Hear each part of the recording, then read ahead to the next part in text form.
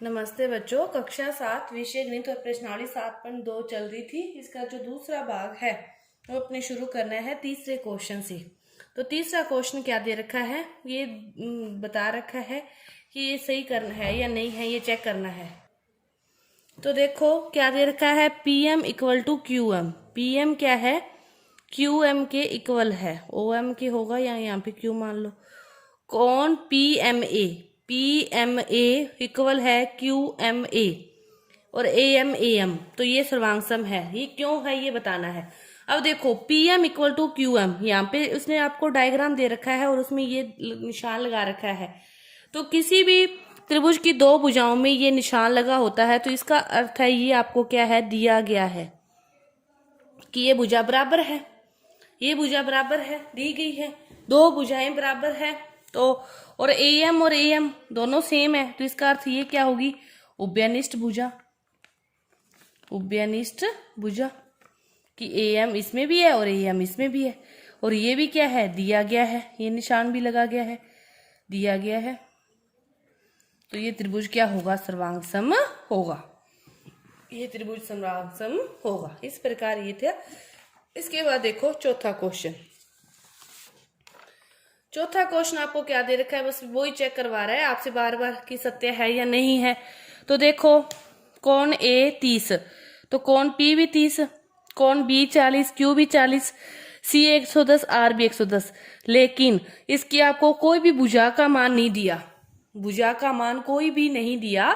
यदि मतलब सर्वांग समता का नियम है तो S S S S A S, तो इनमें भुजा का यदि कोई माप दिया होता तो अपने को इसके कार का आइडिया आ जाता। लेकिन अब एंगल समान है, कोई कितना बड़ा दूसरा कितना भी छोटा हो सकता है, तो यह संभव नहीं है, यह सत्य नहीं है, यह सत्य नहीं है। इसके बाद पांचवा क्वेश्चन कि दो आकृतियां दे रखी है, सर्वांग सम है, तो उनके संगत भागों को लिखो और त्रिभुज आर ए टी के बराबर क्या आएगा।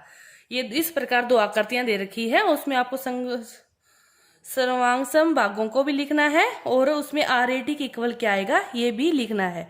तो इसमें मैं इसका जो क्वेश्चन, इसका जो चित्र है वो बनाना यहाँ पे भूल गई। तो देखो आपके पास ये देखो इस प्रकार ये इसके दो डायग्राम थे, सॉरी वो पहले मैं भूल गई थी बनाना। अब देखो इसमें क्या दे रखा है कि जो त्रिभुज आर ए टी के इक्वल क्या आएगा ये बताना है कि सर्वांग सम है। त्रिभुज आर के बाद क्या है, ए मतलब डबल साइन वाली भुजा आएगी।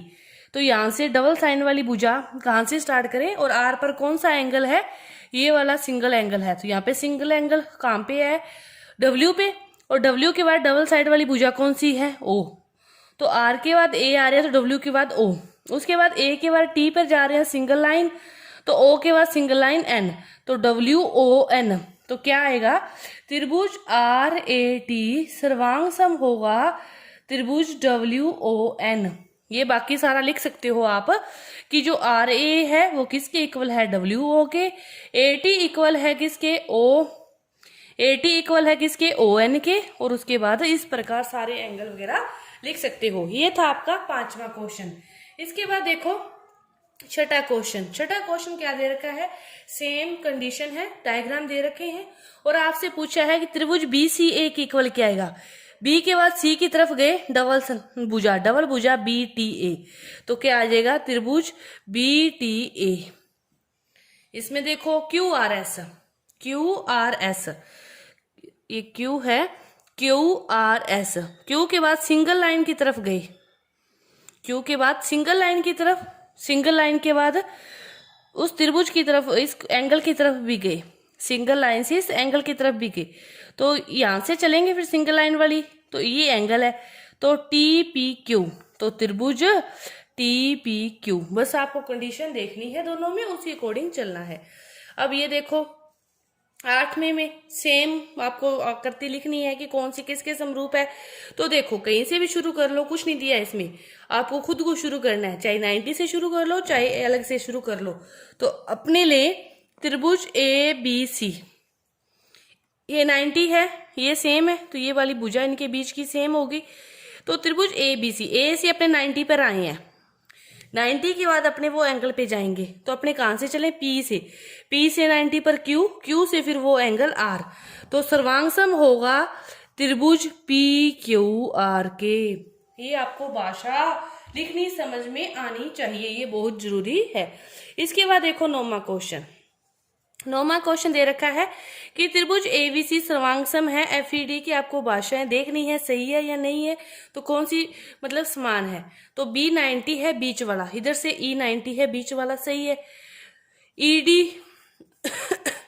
AB है ये वाली भुजा, AB किसके बराबर है, FE के, AB बराबर है FE के, BC बराबर है ED के, ये एंगल है C F के, C एंगल लास्ट में है, तो इधर लास्ट में F नहीं है। देखो B90 है, ठीक है, इधर से E90 है, दोनों 90 है, दोनों कहाँ आगे, बीच में आगे, ठीक है। ये वाला एंगल भी तो बराबर शो कर रखा है ना CF के, तो C यहाँ पे तो लास्ट में है लेकिन यहाँ पे नहीं है, तो यह है सर्वांग सम नहीं है। इस प्रकार आपको ये समझ में आ गया होगा कि किस प्रकार ये प्रश्नावली हल करनी है। तो आपकी ये जो प्रश्नावली है पूरी हुई। धन्यवाद।